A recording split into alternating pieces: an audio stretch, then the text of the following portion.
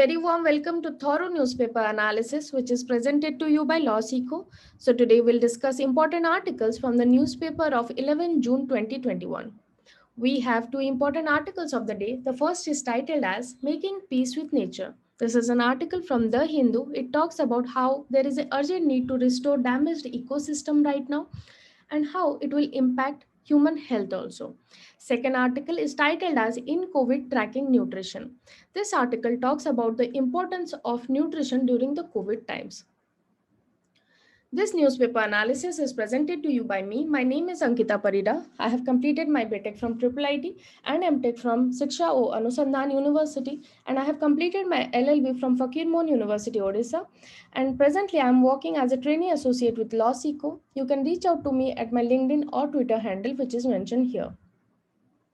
Moving to the MCQ question for the day, the e-code project was conceptualized on the basis of your options are Option A, National Policy and Action Plan for Implementation of Information and Communication Technology ICT in Indian Judiciary 2005.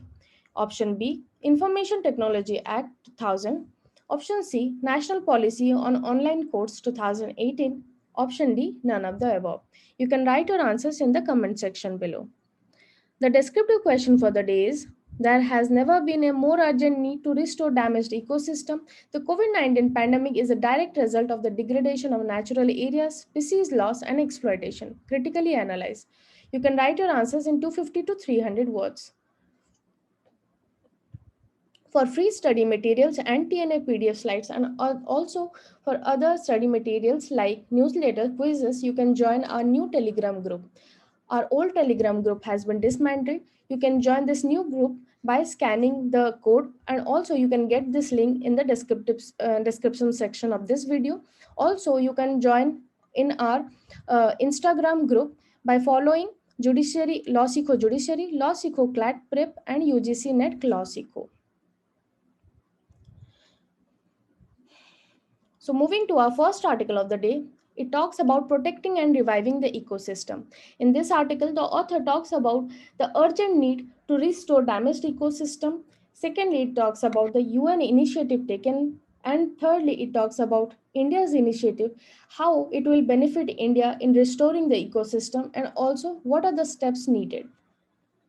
So let's discuss about it. So the author suggests that the COVID-19 pandemic is a direct result of degradation of natural areas, species loss, and exploitation. As we know, in the path of development, we have destroyed a lot of wildlife and ecosystem. And these pathogens or zoonotic pathogens, which are affecting today the health of humankind and creating health emergencies, are nothing but the result of the destruction of wildlife today. We know that wildlife has more than 1.7 million types of viruses which are pathogens to humans, and these pathogens are nothing but the organism which cause diseases to the host. When we take away their land or their wildlife or their home, they get or they jump to the wildlife to the humans. These zoonotic pathogens are nothing but the pathogens which are naturally transmitted from animals to humans, and the coronavirus is one of them. These are transmitted by breathing, water, or eating. So, this is the right time to introspect why and how it can be stopped, and how we are using our cultivable land, how we are using or treating our soil, how we are exploiting the ecosystem, how we are using the marine ecosystem, and lastly, the managing of forest. So let's see. So first time it has been seen that UN has taken up action regarding this, and it has talked about it in the World Environment Day, on that is on the 5th June 2021, to prevent, halt, and reverse the degradation of ecosystem was the motto this time. So the UN Environment Program, that is UNEP, and UNFAO, that is Food and Agriculture Organization, have given stress on ecosystem restoration after seeing the pandemic of COVID-19. So let's talk about the national initiatives and what India can do and how can India benefit from ecosystem restoration. In 2019, it has been seen that India had taken an ambitious project for restoration, and increase of restored degraded land from 21 to 26 million hectare by 2030. It is a very novel, ambitious project, though India needs to invest sustained action for at least 10 years to revive its ecosystem to a leverage to a good level.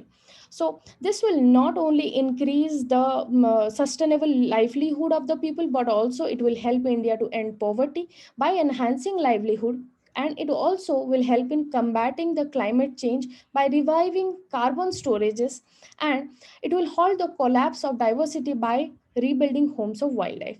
So basically it will help both people and nature.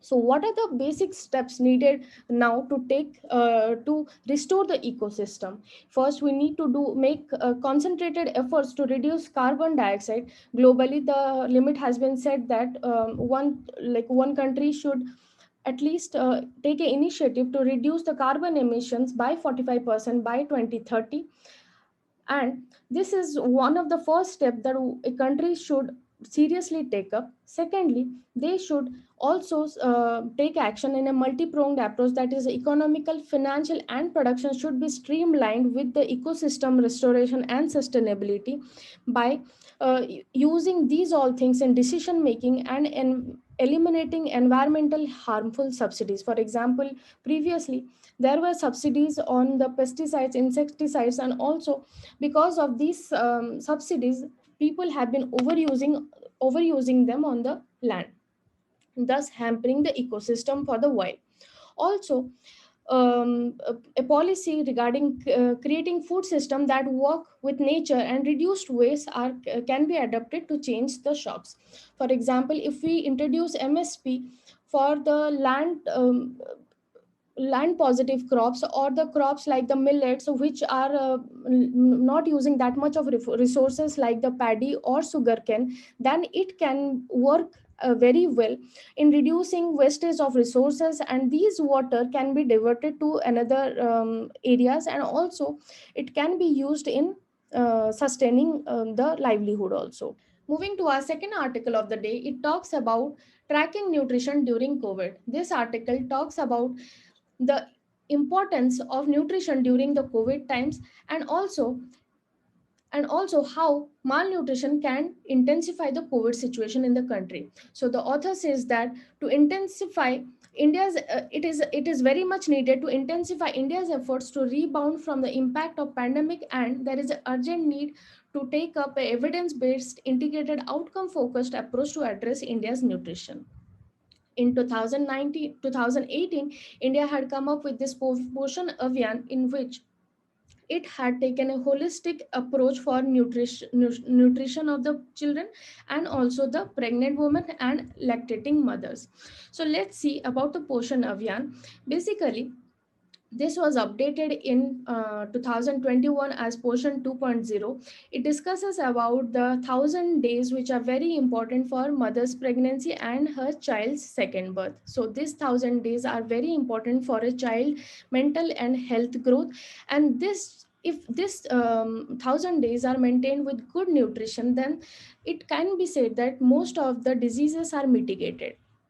So, in this Abhiyan, to tackle the malnutrition problem in India, women, girls, and also adolescents are given stress. So, they are given provision for take home rations, and also they are given fortified food. So this has become a very good success in India, because that it has come up as a Jan Andolan and also as a community based event. Also, it has been seen that there has been a collaboration between government departments to implement it, and for the first time the district level accountability is taken into account, that is the district magistrate and the collector is made accountable for this. And in this also, the technology plays a very important role.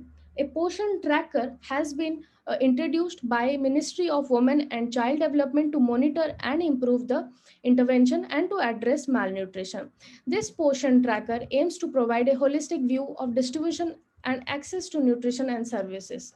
Basically, this portion tracker has replaced the caste system which was used before, and based on this portion tracker, 15 lakh Anganwadi workers are connected, and based on these work of Anganwadi workers, 8.3 crore mothers from all over the country are taken on board to this tracker. So this tracker is very instrumental in implementing the Avian because it gives periodic updates, so it helps in real time updation, and also it comprises a central data so that from all over India, all the data can be collected. And thirdly, in the Poshan 2.0 initiative, a new thing has been added, that is a inclusion of COVID-19 affected children who have lost their parents.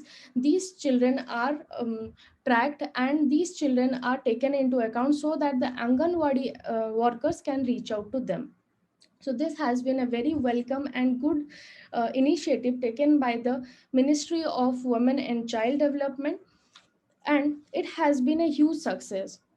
So in this article, the author has duly appreciated the government effort and the mechanism which has been put into place for implementing the Poshan Abhiyan, and it has welcomed the government approach to eradicate the malnutrition issue in our country. So this was all for today. Thank you.